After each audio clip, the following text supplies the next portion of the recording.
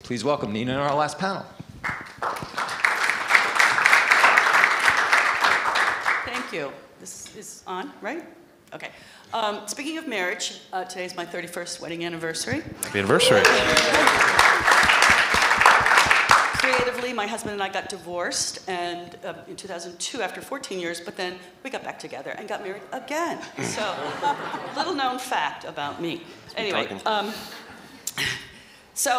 Steve likes to talk about how old he is, but I got him beat there. I could be his sister. Anyway, older sister. And I go back to Adweek. I worked at Adweek in the 80s. And I remember so much creativity at that time with Apple's 1984 ad and all the stuff that came out of Madison Avenue in those days.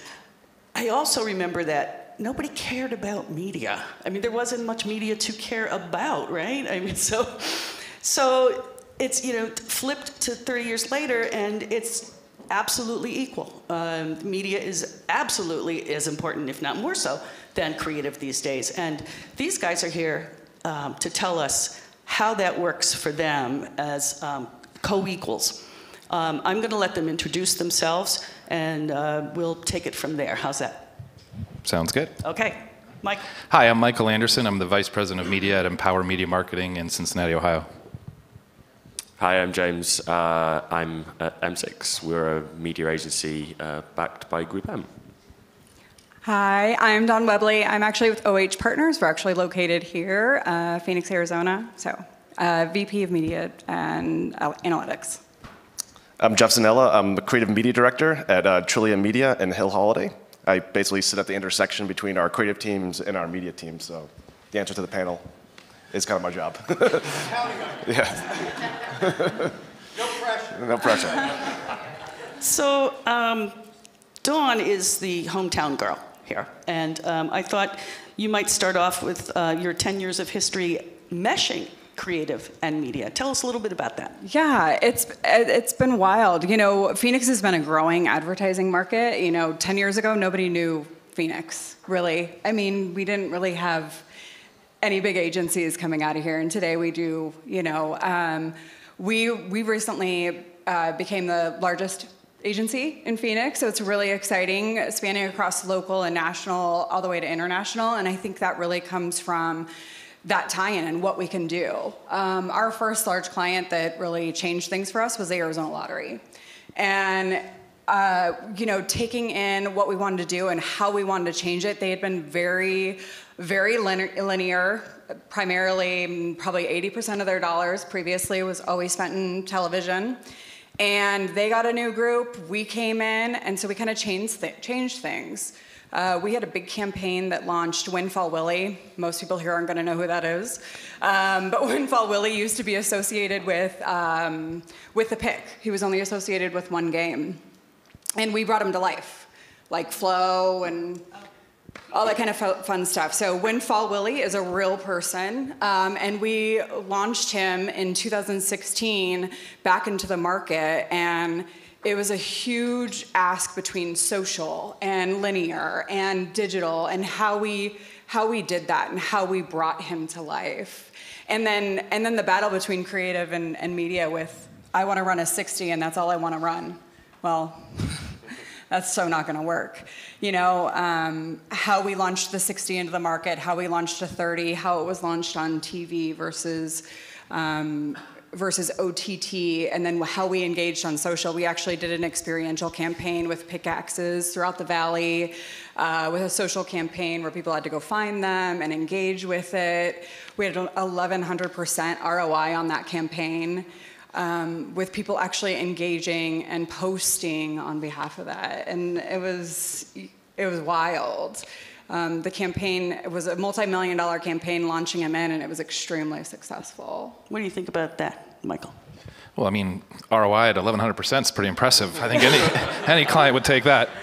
Well, you have a couple of clients that have won or were finalists in the MediaPost Creative Awards? Yeah, Media I Awards? think, and that was, I think, a little bit more or they won awards because of creative use of media. And certainly, I think all of us in this room try to get as creative as we can with how we apply media, and especially in the recent years as media's evolved to become what it is today. That's been very important. Where we've shifted at Empower is we were a 35-year-old media independent agency. And so we've always been about spots and dots for the last, 30 years, if you will. And as of about 6 months ago, we hired some new leadership into the company and made the decision that we want to be more of the agency of the future. And not just a media agency who partners with other creative agencies on their client's business. And again, everyone's still in separate buildings and trying to play nice in the sandbox. So what we're trying to do is get media experts and creative experts to work together at the company within the same business unit. So we've hired a creative director who is now building his team at the agency. And the goal is on every account, there is a media expert and a creative expert who will collaborate and work together to use the data and the insights now that are available to all of us and develop richer, more in-depth creative that we think is going to resonate with the consumer. And again, get them to either turn on their audio because we've got all those insights in terms of how we're launching that media, but again, making sure that we're making the most use of media and creative working together. Jump in here. No, I mean, I think it's really interesting, and I think on our I shouldn't reference the prep call for these things, but we have a prep call before every panel, and it's funny because and Jeff mentioned it then. He said on the prep call, Jeff said, "This is my job. This is my role. This is what I do." And I said, actually, this is crazy because this is what we do, and we've. We at M6 were backed by Group M, but we were born out of a creative agency. And I used to work at the creative agency, and I grew up in a creative agency. And it's really interesting to be able to kind of come across from creative to media and kind of, bring that whole concept of comms planning, because the whole concept of comms planning is grounded in bringing together what do we know about our audience, and we can talk about data maybe later, but what do we know about our audience? How do we bring that together with what we're saying to the audience and where we're reaching them essentially, and it really does need to be unified. Yeah, and it's not what we do, it's like what we have to do now. In the context of, we've heard it throughout the entire 3 days we've been here, is that we're in a war for consumer attention right now. Like, consumers are in control of everything that they do and everything that they see, and they know that they hate ads, and it's something that they just don't want to choose to engage with unless it's super relevant or it's contextually meaningful to them or it's interesting and it aligns or adds value to their everyday life. So that's what we do, in terms of the job, and it's not just media trying to solve for this, it's not just creative on the other side, it's not just siloed thinking that's going to actually solve for this, it's the groups, and it's a team sport working together to help generate ideas, leveraging data and insights and consumer understanding to actually create something that is going to break through and resonate with consumers. And an idea can come from anywhere, but it's the idea that creative teams and media teams and analytics teams sitting together in a room together, collaborating, as well as with our media publishers and our partners to kind of conceive of these things that at the end of the day that are pushing the boundaries on innovation or ways for which and how we can ensure the fact that when we're talking to consumers, they're leaning in and they're opting in to consume what we have to say in order to communicate our brand's value propositions or understand what the product messaging is and understanding at the end of the day what we're trying to ultimately get them to buy. Yeah, that's so true. I think obviously the entire industry has been turned upside down in the last 10 years or even the last 5 years, whatever you want to call it in terms of timing, but it has changed. And creative, I think, is no longer about taking 6 months to develop the beautiful, sexy 30-second commercial that's going to win all of these awards. Creative now has to, instead of that being the goal should be speed to market, or creative needs to operate, I think, at the speed of media. We now are developing campaigns that can go reach consumers instantly based on their behaviors or their interests or things that are going to be very relevant to them. Well, we need creative that's going to go along at that same point, and I can't just have one online video that I'm going to purpose for all of my plans. It's working with those people, collaborate up front to say, knowing that this is what the goal is for the campaign, and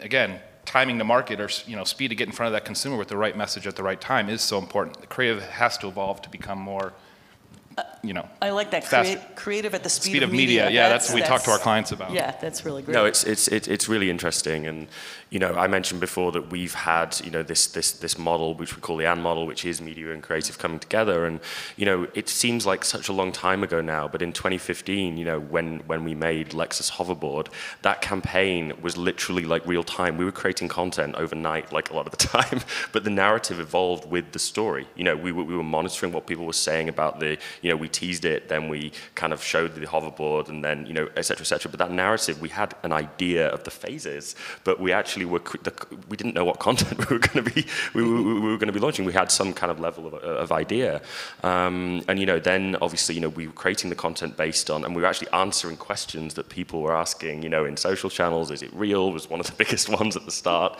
and we were able to kind of show that and build that narrative, and the story went over essentially nearly 3 months.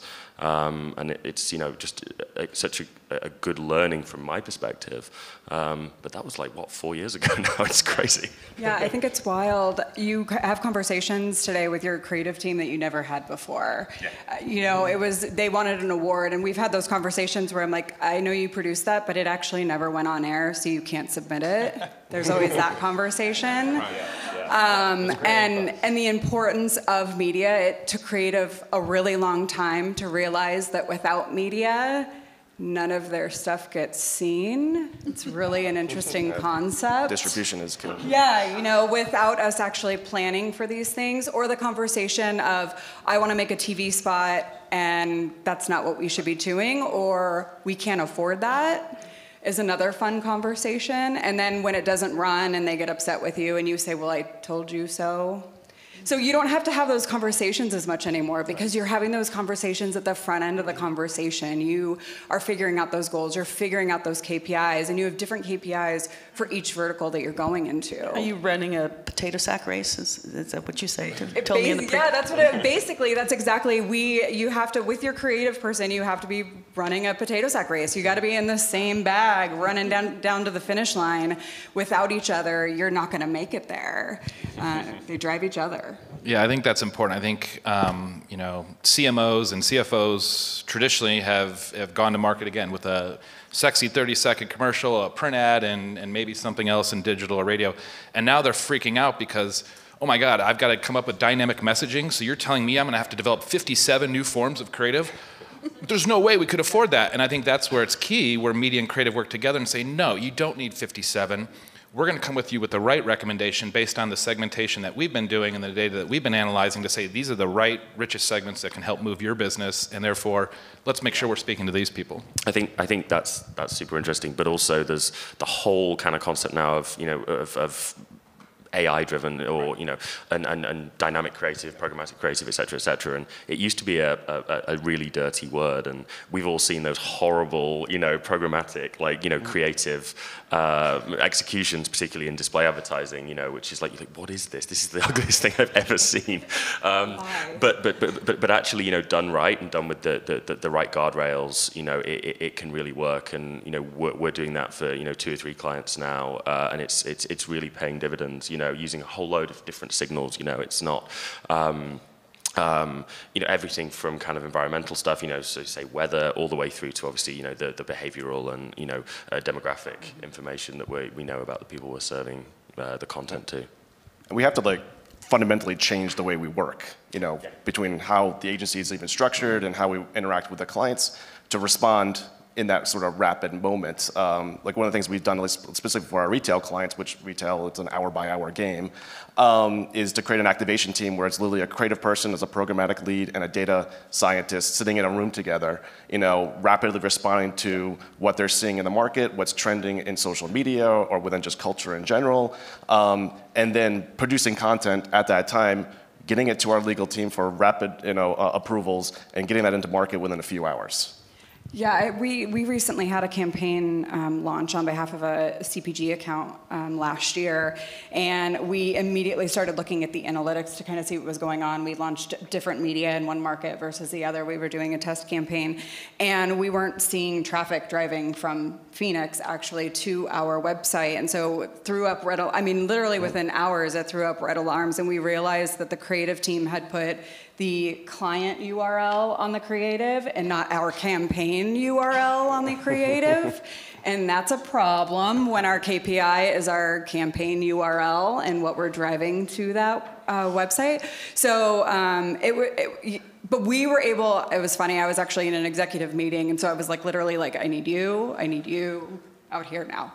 And, but we were able to turn it on and fix it so rapid. And that's one of the things we've done as being an independent agency and having everything full service in-house is it's rapid response. It's, you know, rapid results can be catchy, but it's rapid response and how quickly can you respond? And that's so important. Brands now need to be relevant to consumers. I mean, that's all any brand manager is going to come to you now and say is, how can I be relevant? This consumer has so many choices. How is my brand going to be relevant and stand out to her? In days where, you know, she's just scrolling through a screen, how do we stop the thumb? And that's what's important is you've really got to be on the pulse of society and things that are happening in the market or just in society right now, because you want to be able to respond to them and act quickly to be relevant. And absolutely, prior to being at the agency, I spent about 10 years on the client side, and this is when social was exploding. And we had too many processes and agencies in place and legal, but we couldn't respond or develop creative that would be timely and relevant to causes and things that were going on in society. And that hurt us as a brand because we saw all of our competitors certainly going there. I think Jeff put it well in the call when he said that the deer have the guns now. Yeah, they're in control, and you know, that's the battle we're fighting. You know, and yeah, relevancy is critical. And being meaningful, and the context is obviously critical in that context. But then the formats, obviously we have so many different formats, but it's not just putting them on a spec sheet, sending them to their creative team, and they just repurpose video for that sort of, you know, that aspect ratio. But like when we first introduced, you know, and started doing vertical video, it wasn't just turning the camera. You really had to think about, obviously if it's Snapchat, then you have to have the content look more organic and less polished because it would look similar to what's natively already there on the platform in general. And also too, if we're doing some sort of set piece, we had to redesign our sets. Like, so if it was a kitchen, you had to like elongate all the cabinets to kind of fill up the frame. Otherwise, everything just looked squished and just didn't look right. So and I think it goes the other way around too with us as media planners and buyers. We, based on a creative campaign, we may pivot on what we're doing for media based on how people need to engage with that particular creative. And we've had a lot of those conversations in-house lately with our creative team of, okay, well, now that we're doing now that I know what the campaign's actually gonna be, I actually think we should shift things a little bit because the consumer isn't gonna engage with this media placement the same way they would previously. And so, and being able to have those conversations and have them in a timely manner before the campaign is over versus after the campaign is over is really important. And that goes back to analytics and being able to have access and transparency to what's going on right now. Yeah, test, learn, and iterate. I mean, from a creative perspective, all that data and insights in terms of what's performing, is it certain elements, is it the music bed, is it the track, is it this visual, is it this color scheme, all those little nuances just help enhance the creative product at the end of the day as we go forward. I think that's absolutely the case, and you know, just going back to that and what you were saying a minute ago, we were running kind of some live creative for a retail client a couple of months ago, and we had the right people in the room, and by the right people I mean we had an analyst in the room, we had creatives in the room, and we had media people in the room. And at the end of the run, at the end of when we'd kind of finished, Natasha, one of our creative directors, came to me and she was like, "This is like such a breath of fresh air, James. This is amazing." She's like, "We are creating stuff that's based on what's real, you know, actual real, you know, data, what people are actually doing, rather than just something that someone thought up." Or just wanted to do. Right. Exactly, yeah. And that's where we see the benefit now in this new industry is just the data and information that's available. I think that's what excites the people that work in our creative team is I used to just get a brief, and now I get brief, but I also get so many more insights and strategy and analytics from just a background or briefing perspective that just helps make everything better. Yeah, it really does, and you know, I think just taking a step back, and apologies, you know, it's just something that I think is kind of, you know, super interesting here is, you know, just the kind of status and where we are as an industry, it's some people are scared, and maybe rightly, but I think it's super exciting. You know, we've come from this place where media used to be just an add-on to a creative agency. You know, so BBDO in the 1960s, you'd have a couple of media guys who sat in the basement or wherever they used to sit. You know, and you know, the creative would be produced, and then the media would be negotiated by, you know, over the phone by those media people. And you know, to think about there's a whole argument right now, been bubbling for years, about gross versus net, you know, in terms of media billings. And you know, it used to be that the creative agency was paid for out of the media billings. You know, that 15% paid for the creative agency. You know, and the two things were, you know, inextricably linked. Then we had this kind of big divorce of creative and media, you know, 1980s, I guess early 90s. You know, and then what happened was media became this practice. It became something that was, you know, no longer to be hidden in the basement. It became a real a science. It was an art. You know, and it became a force. And it was a race to get in front of the deck. Exactly. Not the end of the deck. Exactly. Yeah, and then the other thing that happened during that time is that then, you know, we had fragmentation, and you know, since remember, I mean, cable TVs only, you know, came around in sort of 70s, late 70s, 80s. You know, we had fragmentation of TV. Then you had digital. So all of that then made the practice of media so much bigger, and you know, media planners started to be proud of what they do, you know, which was never the case before. But then also what happened was then you had this kind of, you know, situation where media was still, it was a practice, but it was divorced from the creative. And you had that situation, I think it was mentioned a few minutes ago, where the art of the 30-second TV ad was, you know, perfected, and then the TV ad was, you know, handed over from the creative agency to the media agency, and that was it, you know, with not a thought of where it would go. And, you know, we're seeing now that has to change, and indeed is changing. Well, and that it takes time. It does. I mean, we can pivot and we can make quick decisions, but at the end of the day, media planning and what we do, it doesn't just happen overnight, and it is a really important, you know, skill to have. And it's a unique skill to have. Not everybody can do it. Not everybody can understand it. And, you know, we should be paid for it. Just throwing that out there. You know, so it's one of those crazy things, and you have those conversations with creative. And I mean, I'm sure we've all had the battle of creative wanting to take money out of our budget to move it into creative, and having those conversations of the reality. I just recently had a campaign. We've got 3 national brands, and the budget to the creative budget to media ratio is like right on for a couple of them, and like way off for another, actually in media's favor. And to be honest with you, it wasn't my job to catch it in the beginning, and I'm catching it after and having conversations with our creative services people. But it's kind of one of those things where it's like, that should be paid attention to, because we should have been recommending in the very beginning to actually move money out of media in order to support the creative that we needed. And so it's understanding that we're actually on the same team. And I think that's really what it is. I don't mind giving creative the necessary budget as long as I can still fulfill what I need to do. And I would hope that creative doesn't really like to do that. I'm just going to throw that out there. But you know, they always want every last penny they can get. But it makes sense in certain instances for why they want those budgets or need those budgets, with content the way it is, and how they need to cut things down, and to the point earlier of the voiceovers and what you're paying for national accounts to actually get that out there. Well, because consumers don't care. They don't differentiate too. They don't understand what a media idea is, or where media and creative.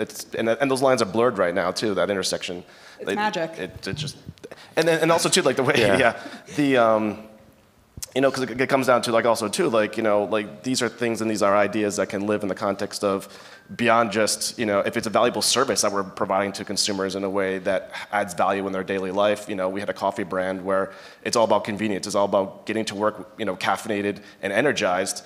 You know, and one of the popular platforms that we were using in order to obviously engage consumers on a regular basis on their way to work was Waze.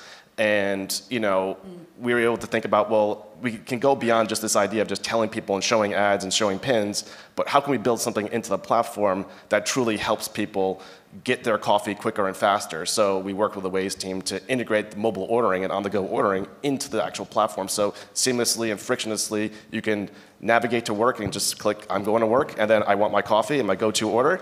Click that, and all I had to do was drive through the drive-through and get to work. So was that a media idea? Was that a creative idea? It doesn't matter. It was something that the consumers just loved, and at the end of the day, it moved product for our client. And it's something that I always say, you know, we in our industry, you know, think we look in and, you know, we think, we sometimes overthink things. But, you know, the way that the consumer perceives a brand, you know, is completely kind of agnostic of that in a lot of ways. The consumer perceives the brand, not the channel necessarily that they saw it in. I'm not saying the channels are irrelevant or the creative's irrelevant, but you know that you've got to sometimes kind of take that step back and kind of really think. Well, and the consumer doesn't know where they're getting their media. Exactly. They have no idea. I mean, the same campaign that I was talking about earlier last year, we did a pre-test for that same client. They had never advertised before, and we actually put a survey into the market, and I told our strategist who was putting the questionnaire together, please put on there what media, where have they heard about this client before? And 7% responded back with different media channels. Television, radio, Facebook, and none of the above had, I mean, Facebook content, so sure. They don't know they don't know how they're being targeted. They don't realize organic versus paid. But they had absolutely no idea as a consumer. You know, you guys, we could go on forever here. I God. can tell. I mean, they have so many stories. It's but the Wild West. I think we're going to have to take some questions from the audience because I'm sure they're dying to ask. I'm going to take the MC's prerogative and ask the first question here because I'm really curious if you guys could bring us into that room or the potato sack. About how data and creative are effectively talking with one another. So the creatives that you remember who wanted the grand 30 and 60, so that they can better adopt and appreciate what data has to offer them, or get jazzed on what I think Jeff you were describing as almost like an improv session that could almost jazz a creative into the ways in which they're responding to the audience in near real time. Could you take us into that room a little bit to talk about what you're learning about how data and creative can talk together effectively? Yeah, I think there's so many different ways, especially when you look at segmentation now and just all the data available in terms of just audiences and the type of people you want to reach, and then what message obviously is relevant for that. But I think even some of the data that we've looked at recently to help our creatives understand is just use of media vehicles. So, you know, helping them understand the amount of people now who are skipping ads or not necessarily listening to ads in a TV campaign, or helping them understand where, I guess, the biggest value is going to come from, you know, the creative that they're putting together in a campaign. Consumer usage data, the habits and practices of a consumer now, and how that's fundamentally changed so dramatically over the last few years. We now have data, you know, that helps us inform how the consumer is spending their days and where they want to be messaged to. And so I think as just a kind of a preset or kind of setting the table in some of those meetings, it's helpful just to understand new data and information that's available on the consumer and how they're spending their time given the proliferation of options now that are available to them throughout their day. So now something like Waze advertising might be data that we want to make sure we take a look at as we're developing insights for a campaign. Yeah, we did this one time with, data everywhere, but from a breakdown of the anatomy of a video consumption, where we can look at all the videos and look to where people were staying engaged and where they were falling off. And we go back to our creative team and say, there's this inflection point where people are just dropping out this video, they're stopping watching and they're moving on. So what do we need to change and tweak as part of that to get them through to full completion? Or we can hook into other technology companies and measurement like brain sites where we can actually see the actual brain pattern movements and how we're stimulating people's mind to, if they're if we're actually stimulating them in a pleasurable way, the creative teams, we can say wow, this is something that obviously is working for that perspective or it's not working. So we'll go down there and actually dissect it, it's like a coach breaking down a football game and really looking through it all to help us inform as we go forward. Or for, again, if it's in our retail client or activation team, it's rapid response in terms of the data that we're seeing coming in right in that moment and having them physically sit next to each other in a room that they don't leave for 8 to 10 hours a day. Telling a creative like telling a comedian who doesn't get a laugh is letting them see where people aren't paying attention to them anymore, has a lot of traction for them, right? I think it does for us journalists too. When we started seeing the data, the hard data around how many people were reading our articles, what was popping and not, even though all of us resisted that idea for years as journalists, we know what we're supposed to be reporting on. But when we actually start seeing the data and seeing audiences ebb and flow, we get connected to that in a way that we didn't expect. The idea of like ego and just checking that at the door and just saying, listen, this is valuable insights. It's only going to make me better and do my job better. So once we kind of broke that down and kind of got over that sort of aversion to it, it was eye-opening, and we just became part of our standard practice. That's exactly it. You asked, can we go inside the room, I think. And it's an interesting point because for us, there is a room.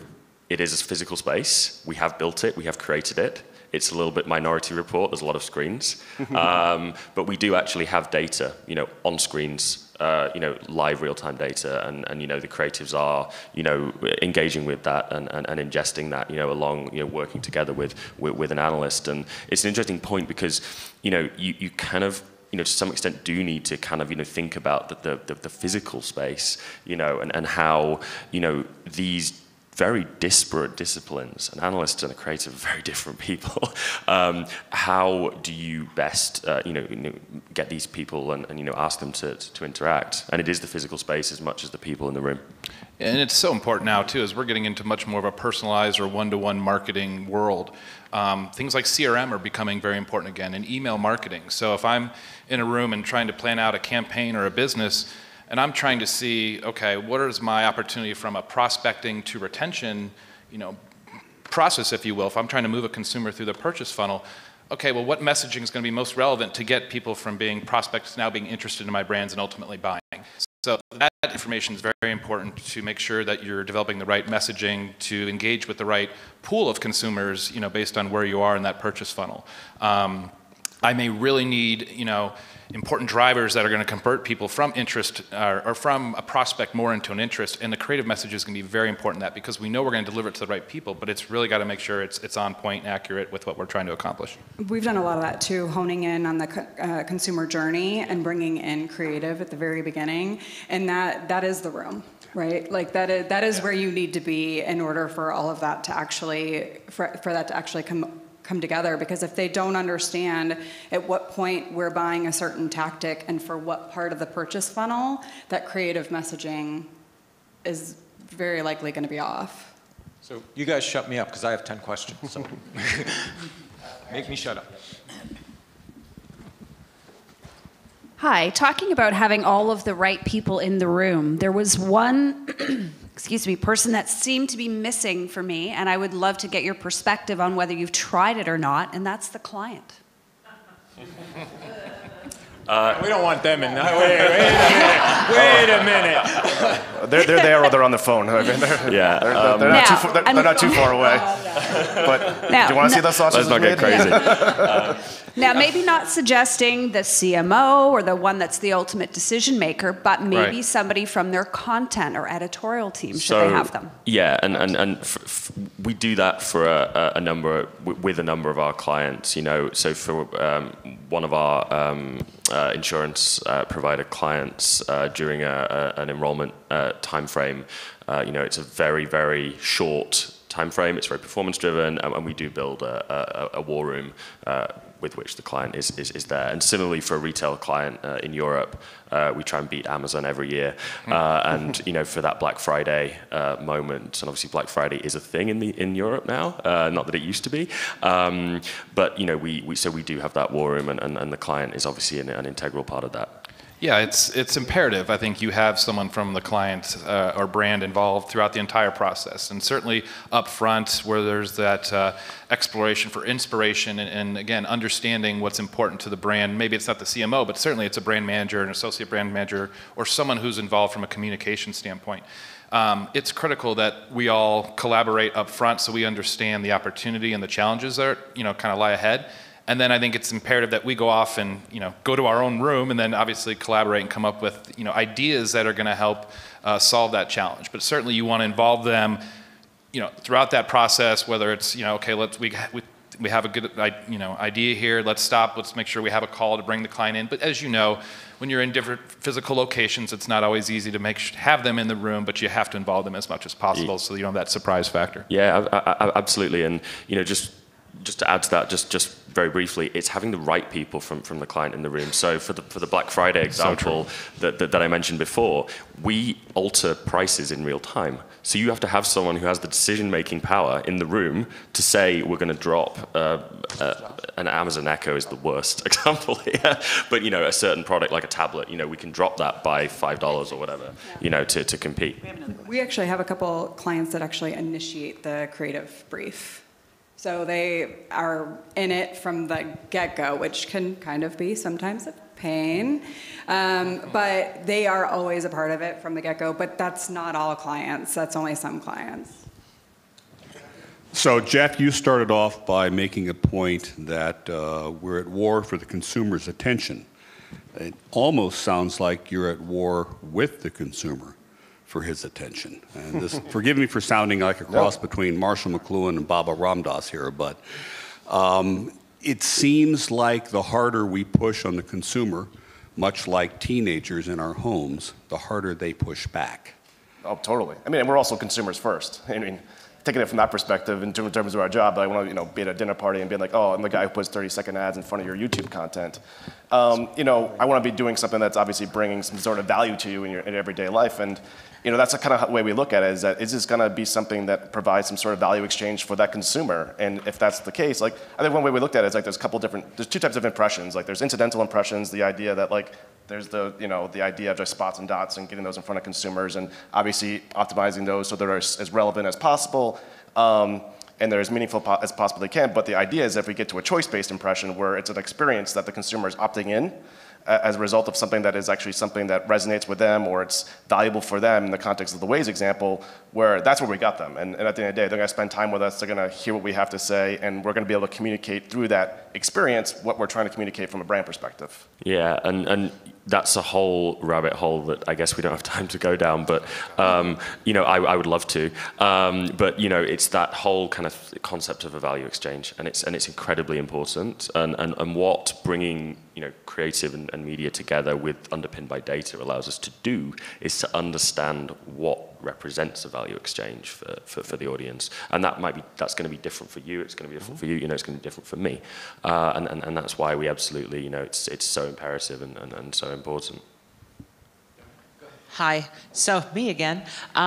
First of all, I want to put in for being on this panel next year because I have a lot of passion around this subject. Most of my career was spent on the agency side. I started doing comms planning on the Unilever business in 2000. They said they created it. Procter said they created it. You can talk about it later.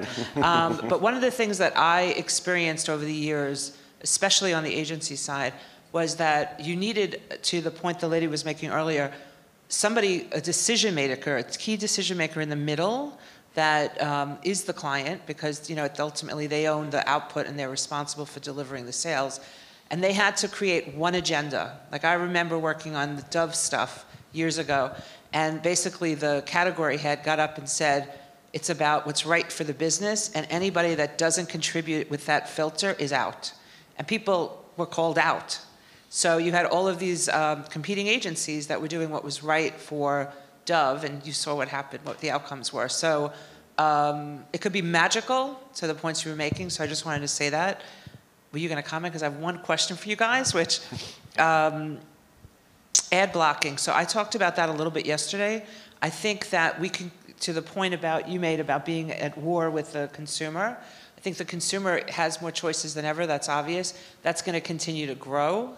And how we can do a great comms plan, and we can look at the customer journey. It could be informed by data, but right now that's just digital data too. It's not necessarily offline behavior for them. That's still third-party surveys. How do we create messaging and engagements that consumers want to engage with? And what's the learning there? Are you guys battling that, or are you too busy in the day-to-day to really sort of take some time aside and... Yes. I can speak to that a tiny bit. I mean, we bake it into our process. The first assumption within our when we've just launched a new planning process across the agency, and the first assumption is that the power is in the hands of the consumer. That's how we approach everything. But that underlines, you say ad blocking, that primarily affects these days display advertising, but obviously, I think comment was made yesterday, people have been ad blocking for years by going to the kitchen during I thought it was, yeah. I thought it was, yeah. Someone really smart said that. Someone incredibly smart. But and consumers have been opting out of ads for a long time, and it just underlines that point of the value exchange. I think your Waze example is great because it's an example of it's something that it helps users, it makes their lives better. A really good example that I always like to quote is and it's not even that new, it's 4 or 5 years ago, is when Post-it notes used display advertising and remessaging to follow people around with their reminders. Like, it's kind of a really cool way of using remessaging, and I wish I'd thought of that. Yeah, I was jealous of that one too.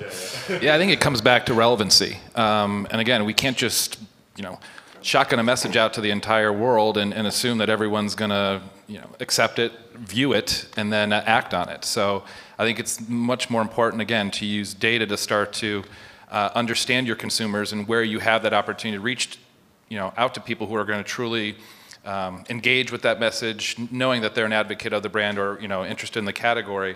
That's going to become, I think, an aid that'll help us get through opportunities or situations like ad blocking. But I also think in terms of media and creative working together, that's where brands have the opportunity to divert themselves, if you will, from that sea of sameness, if you will. So a lot of us play in categories where every single ad looks exactly the same based on all the other competitors in the category, and everyone's got that similar share. Well, I think how you can be more relevant to a consumer is you can zig where they zag, and again, develop creative that is truly going to be unique for that category or that space, and hopefully grab their attention. We actually lived in that with an account, a CPG account last September, where they are in the sea of sameness, and logos look exactly the same, and they don't have a huge share here in the US.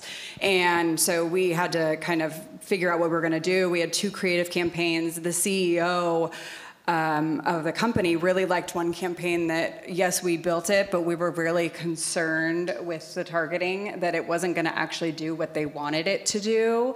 And so we built in a survey to put out to creative test before the campaign went live. And we actually creative tested 5 days before it went live, and convinced and proved with data showed the CEO why we needed to make a shift in the creative campaign and why that was the right one to go with. And she was floored by the response of the creative campaign that she wasn't that thrilled about, but she wasn't our target at that point. And again, we talked about that yesterday too, in one of our roundtables, of the client thinking that they're the target, that they need to see the creative, that they need to be served the ads, and 9 times out of 10, they're not our target. We're going to have to wrap this up, I can see. We do. But guys, you made good on the promise. Thank you so much. So we get to do this next time. Thank you very much, guys. We're going to have that's going to be a good roundtable. So we're going to wrap by drilling in deeper on something